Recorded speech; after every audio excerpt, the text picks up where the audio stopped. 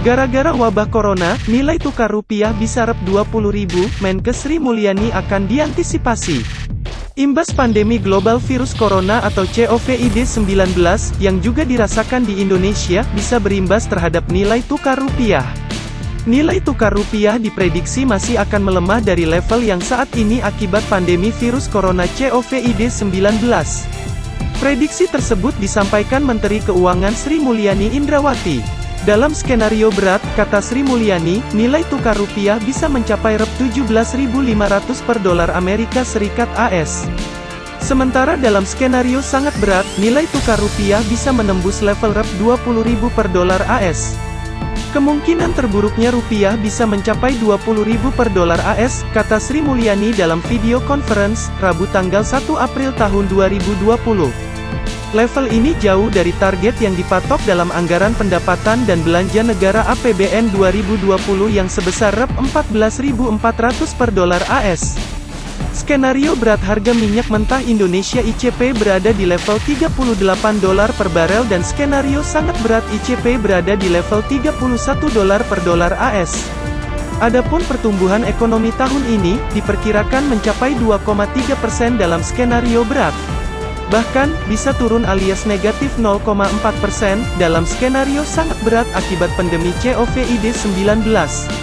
Namun demikian, Sri Mulyani menegaskan bahwa ini merupakan skenario terburuk. Pemerintah berkomitmen akan terus menjaga stabilitas makroekonomi. Ini akan diantisipasi agar tidak terjadi, kata Sri Mulyani. Jika Indonesia lockdown akibat virus corona, Menteri Sri Mulyani, masalahnya bukan uang tapi SDM. Penyebaran virus corona telah membuat beberapa negara menerapkan isolasi secara penuh atau lockdown, di wilayah-wilayah yang dianggap sebagai pusat atau epicentrum persebaran virus. Namun, langkah untuk Indonesia lockdown belum menjadi pilihan pemerintah.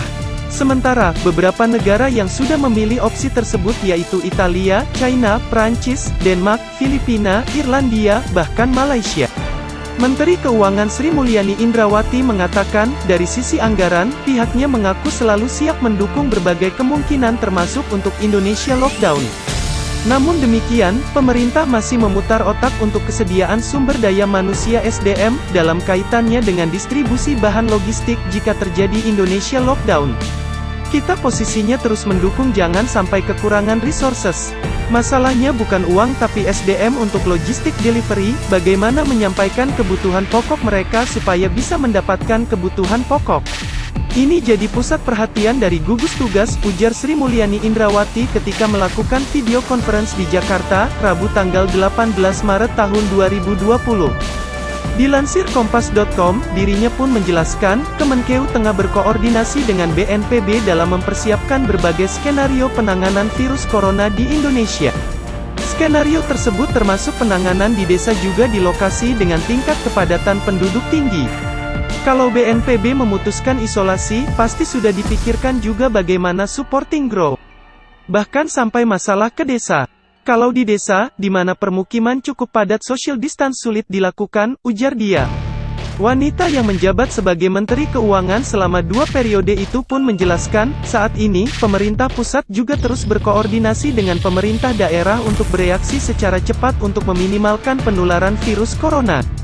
Jadi leadership tiap-tiap Pemda sangat penting untuk minimalkan penularan, penyebaran, dan untuk bisa menciptakan mekanisme respons efektif, apakah self-isolation, karantina, atau masuk puskesmas, rumah sakit, itu pilihan-pilihan yang kita lihat, kata Sri Mulyani Indrawati.